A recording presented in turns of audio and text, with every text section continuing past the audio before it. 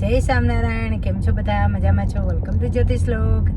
આજે ગાડીમાં સ્ટાર્ટ કરું છું મારો વિડીયો. હું જાઉં છું મમ્મીની ઘરે ને શોપિંગ કરી આવું કે વેધર એટલી મસ્ત નીકળી છે, તો શોપિંગ કરી આવીએ ને તમને બતાવીશ કે અમે શાકભાજીને ક્યાંથી લઈએ. અમે છે ને શાકભાજી બધું મિર્ચીમાંથી લઈ આવીએ. સોહર રોડ છે ને મિર્ચી, ત્યાંથી લઈ આવીએ. તો આજે તમને મિર્ચી સુપર માર્કેટ તમને બતાવીશ. હું આવ્યું છું મિર્ચીમાં શાક લેવા. મસ્ત છે શાક, એવી રીતે શાક છે બધું. રીંગણ તો બંધ થઈ ગયા, રીંગણ નથી લેવાના. જો એવી રીતે આ મિર્ચી છે, સુપર માર્કેટ, બધી જ વસ્તુ અહીંયા મળી જાય. ભીંડા બહુ મસ્ત છે.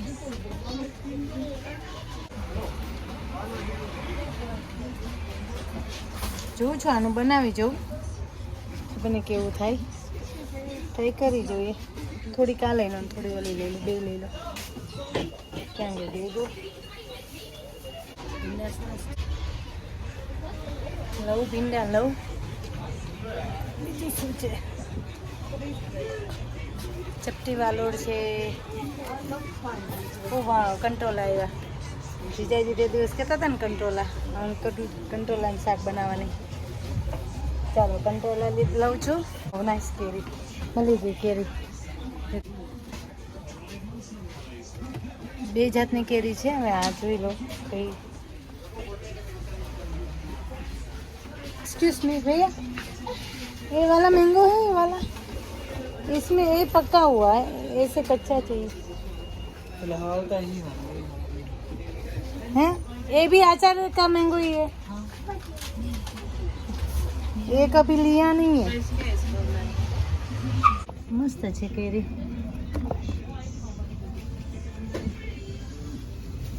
लगा ले, मस्त है.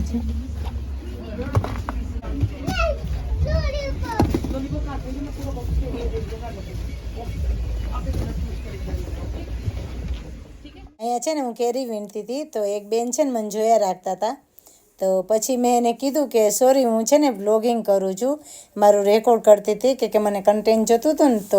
તો એને સરપ્રાઈઝ થયું કે આ કે શું કરે છે એમ. તો મને કહે કે મને સરપ્રાઈઝ થયું કે એક હાથમાં ફોન છે ને એક હાથમાં એક આ કરે છે કે શું કરે એમ. પછી મેં એને એક્સપ્લેન કર્યું કે હું યુટ્યુબર છું ને હું છે ને યુટ્યુબ ઉપર રેસીપી મૂકું છું ને. તો એને છે ને પછી મને પૂછ્યું કે તું કઈ રેસીપી શેર કરો છો ને કઈ રેસીપીને કેવી રીતે તું કે શેર કરો છો. પછી મેં એને કીધું કે હું વેજીટેરિયન છું ને વેજીટેરિયન રેસીપી હું શેર કરું છું. તો મને કે હું પણ કે વેજીટેરિયન છું કે 5 વર્ષથી. તો કે થેન્ક યુ કે તે મને કીધું ને. પછી મને કીધું તારું કે આપ કે આઈડી કે યુટ્યુબની આઈડી આપ, તો કે હું તને સબસ્ક્રાઈબ કરીશ. ને ખરેખર એને મને સબસ્ક્રાઈબ પણ કરી મારી ચેનલને. ને એને કીધું કે હું કે સારું થયું તું કે મને મળી કે મને છે ને કે ઘણો ટાઈમથી કે રેસીપી ગોતતી હતી ગુજરાતી ને કે શું કહેવાય વેજીટેરિયન. તો કે થેન્ક યુ કે તારો આભાર એમ. તો પછી મેં એને કીધું કે હું આ અથાણાની પણ રેસીપી મૂકું છું અને ઘણી બધી કોઈ સુખડીની રેસીપી મૂકું છું. તાકે થેન્ક યુ કે ને એને મને રેસીપી મેં એને કીધું ને તો સી સો હેપી નો. એટલે આપણે કહીએ છીએ ને, પ્રમુખ સ્વામી મહારાજ કહે છે ને, મહંત સ્વામી મહારાજ કે તમે સંપર્ક કરો એમ, કોઈ સાથે વાત કરો તો આપણે ખબર પડે. જો કેટલી હેપી થઈ ગઈ ને. આ જો યુટ્યુબ મારી બનાવી છે તો એક પ્રેરણાથી બાપાએ મને છે ને આ પ્રોત્સાહન આપ્યું છે પ્રમુખ સ્વામી મહારાજે ને મહંત સ્વામી મહારાજે કે હું કરું છું તો જો કોઈને કામ આવે છે. તો એટલે તમને આ વિડીયો હું શેર કરું છું. તો અમે આવી રીતે મિર્ચીમાં ફ્રેન્ડ બન્યા છીએ ને આવી રીતે એણે મારી ચેનલને સબસ્ક્રાઈબ કરી છે. જો આવી રીતે આપણે છે ને થોડો સંપર્ક કરીએ ને, તો કોઈ સાથે આપણે વાત કરીએ ને તો સામેવાળા વ્યક્તિનું આપણને થોડુંક જાણવા મળે. ને મેં છે ને એની પરમિશન પણ લીધી હતી કે હું આ વિડીયો યુટ્યુબમાં શેર કરું, તો મને એની હા પાડી. ને પછી છે ને મગ ફણગાવેલા હતા, પણ હું ઘરે ફણગાવું છું મગ. પછી લાલ મરચાં લીધા, કંટ્રોલા લીધા, કારેલા લીધા, બધું. મિર્ચીમાં છે ને બધું જ શાક આવે.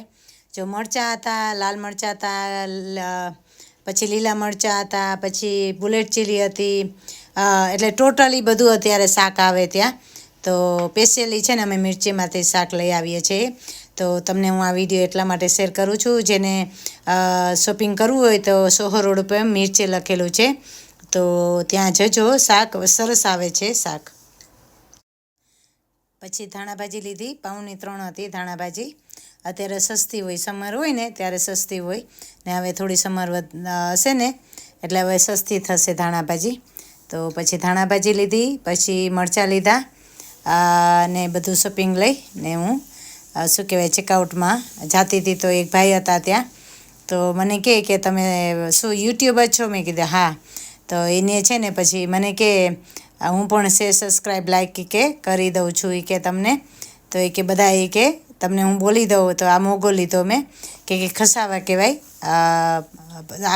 આફ્રિકાની આઈટમ છે, બટેટા જેવી લાગે ફરાળ. ભાઈને કહું, મેં કીધું રેકોર્ડ કરી શકું ને કે મિર્ચીમાં આવી છું ને, તો જો આવી રીતે બધું જ રાશન મળે. भैया कहते हैं सिनेमेटिक बनाओ, आप भी करना, लाइक शेयर कमेंट. આ ભાઈ અમારી યુટ્યુબને પ્રમોટ કરે છે. તો જો આવી રીતે બધી જ વસ્તુ મળી જાય તમને, પહેલેથી છેલ્લે સુધી બધી જ વસ્તુ. જો બાજરીનો આટો,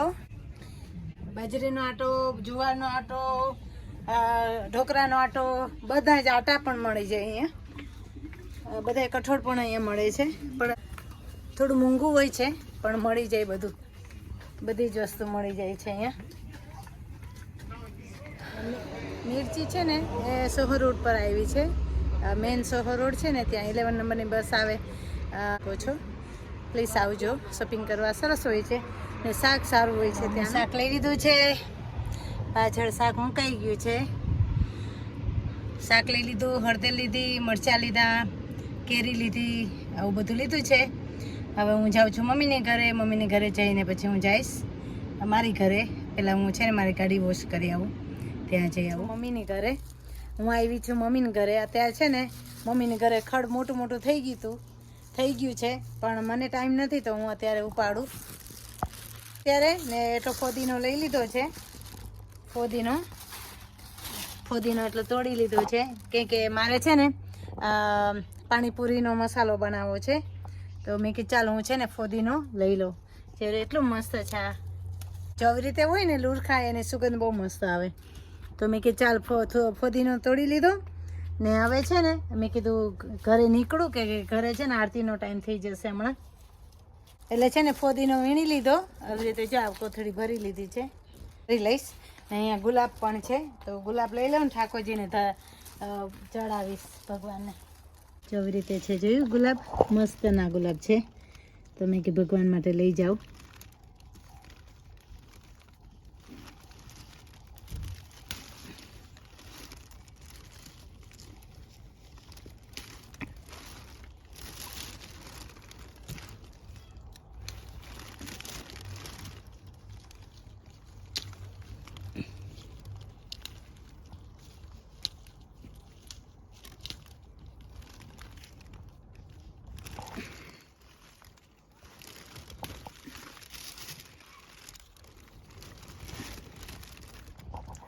ગુલાબ લઈ લીધા,